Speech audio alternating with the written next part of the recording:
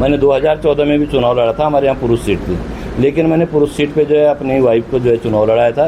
किन्हीं कारण बस हम 10 दिन के अंदर चुनाव में आए थे, तो हम लोग जो है 50-60 वोट से हम उस समय हारे थे। अगर उस समय हम 50-60 वोट से नहीं हारते तो मैं आपको दावा करता हूं कि उस समय हम जिला पंचायत अध्यक्ष होते नहीं है।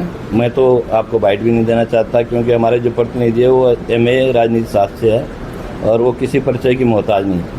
मैं तो पूरे गांव घुमा भी नहीं, आप पूछ सकते हैं वार्ड के लोगों से, और उसने एक गांव घुमा है, एक गांव घुमा और एक चीज़ से उसको वाकिफ है कि मुझे क्या करना है, क्या उसे पीड़ा है, निराधार आरोप हैं, आप वार्ड के लोगों से पूछ सकते हैं। हमारा परमानेंट जो है कहीं पे भी बोल सकते हैं, बड़कोट में परमानेंट रहता परिवार।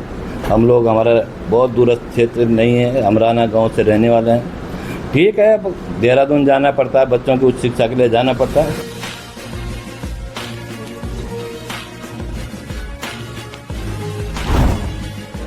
एक बार फिर से स्वागत है आपका पहाड़ दूरदर्शन में। मैं हूं जयप्रकाश JP पहाड़ी, आप देख रहे हैं पहाड़ दूरदर्शन न्यूज। उत्तरकाशी जिले के कुथनौर बाड़िया वार्ड में मौजूद हूं और मेरे साथ एक ऐसे प्रत्याशी हैं जो किसी परिचय के मोहताज नहीं है, बीना चौहान, जो कि कुथनौर वार्ड से जिला पंचायत के उम्मीदवार हैं। उनके प्रतिनिधित्व कर रहे हैं शरद सिंह चौहान जी। तो चलिए उनसे हम जानने की कोशिश करेंगे क्या विजन उनके रहेंगे, किस तरह से उनकी जो तैयारियां हैं, क्या क्या चल रहे हैं, किस तरह का प्यार उन्हें जनता के द्वारा मिल रहा है। पहले तो स्वागत है सर आपका पहाड़ दूरदर्शन में। मैं पहाड़ दूरदर्शन का अपना इस कुथनौर वार्ड के जो हमारे कार्यालय पे आपका स्वागत करता हूं, और आपने यहां पर समय दिया, इसके लिए मैं आपका बहुत बहुत आभारी हूं। सर आजकल आप बरसात का सीजन भी है, तमाम क्षेत्रों में आप भ्रमण कर रहे हैं, तो किस तरह की दिक्कतें क्षेत्रों में देखने को मिल रही है, क्या विजन रहेगा आपके क्षेत्र कुथनौर वार्ड क्षेत्र की जनता को लेकर? बहुत बड़ी दिक्कत है, मैं आपको बता दूं। ये पहले तो बरसात है, और हमारे जो सबसे बड़ी दिक्कत हमारे वार्ड की है वो है नकोड़ा कपोला। जी जी। आज जहाँ जो है कोसों दूर जो है अभी 6-7 किलोमीटर अभी भी लोग जो है पैदल चलते हैं, स्कूल के बच्चे पैदल घर से आते हैं और पैदल इस बरसात में फिर वापस जाते हैं। मैं खुद गया था अभी, तो बहुत बड़ी दिक्कत है। उसके बाद हमारा हलना वाला एरिया देख लीजिए, वहाँ भी बहुत है। कुठार का तो चलो अभी रोड कट रही है, तो अभी हमारे जो इस वार्ड में है 2-3 गाँव ऐसे हैं जिनको सड़क से, मुख्य मार्ग से जोड़ना बहुत ज़रूरी है। काफ़ी लोगों का कहना है जी, प्रतिनिधि तो जो बीना चौहान जी कर रहे हैं और उनके पति क्षेत्र भ्रमण कर रहे हैं, तो क्या रहेगा, क्यों, क्या कारण है ये? ऐसा नहीं है, मैं तो आपको बाइट भी नहीं देना चाहता, क्योंकि हमारे जो प्रतिनिधि है वो MA राजनीति शास्त्र से है और वो किसी परिचय की मोहताज नहीं है। मैं तो पूरे गांव घुमा भी नहीं, आप पूछ सकते हैं वार्ड के लोगों से, और उसने एक गांव घुमा है, एक गांव घुमा और एक चीज़ से उसको वाकिफ है कि मुझे क्या करना है, क्या उसे पीड़ा है। खुद हार्ट की पेशेंट है, फिर भी जो है गांव-गांव में लोगों के जाके देखती है। और हमारा जो है राजनीति में आने का जो उसका थोड़ा मकसद था, उसका ये था कि हमारे अब बच्चे जो है सारे सेटल होते हैं, तो कम से कम जो लोग परेशान हैं, जो हमारी बुजुर्ग माताएं हैं, अनाथ लोग हैं, कुछ इस प्रकार के जो गरीब और असहाय लोग हैं, पिछड़े तबके वर्ग के जो लोग हैं, उनका ये है कि एक विज़न है कि मैं उनकी कुछ 5 साल जो है किसी राजनीति पद पर रह करके उनकी सेवा कर पाऊँ। जी, कई लोगों का कहना है कि जी वो तो बाहर सेटल हो रखे हैं, गांव में तब दिखते हैं कि जब आजकल चुनाव की सरगर्मियां हैं तब आजकल आ रखे हैं। कई लोगों का कहना है, आरोप भी लग रहे हैं आप पे। देखो, ये निराधार आरोप हैं, आप वार्ड के लोगों से पूछ सकते हैं। हमारा परमानेंट जो है कहीं पे भी बोल सकते हैं, बड़कोट में परमानेंट रहता परिवार। हम लोग, हमारा बहुत दूरस्थ क्षेत्र नहीं है, अमराना गाँव से रहने वाले हैं।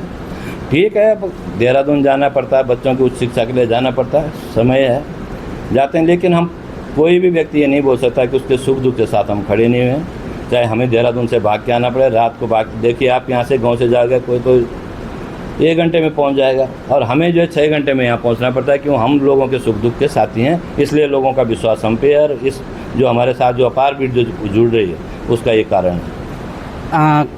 काफ़ी लोग कह रहे हैं कि जी वो तो अध्यक्ष की दावेदारी कर रहे हैं इस बार, तो इसमें कितनी सच्चाई है? बिल्कुल अध्यक्ष की दावेदारी कर रहा हूँ। मैं आपको बता दूं, मैंने 2014 में भी चुनाव लड़ा था, हमारे यहाँ पुरुष सीट थी, लेकिन मैंने पुरुष सीट पे जो है अपनी वाइफ को जो है चुनाव लड़ाया था।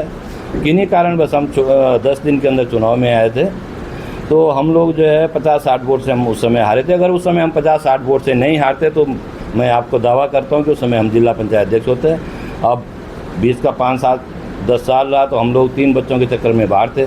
अब जब सरकार ने जो 3 बच्चों का जो यहाँ पे जो नियम फॉलो करा, तो उसमें हम लोग जो है फिर से अभी समय महिला सीट थी हमारे यहाँ, हमने उसमें जो है अभी दावेदारी अपनी पेश की है। और हमारी सरकार ने जो है हमें जो है प्रत्याशी बनाया है, और इसलिए प्रत्याशी बनाया है कि भैया आज हमारी जो है प्रदेश में सरकार है, देश में सरकार है जी।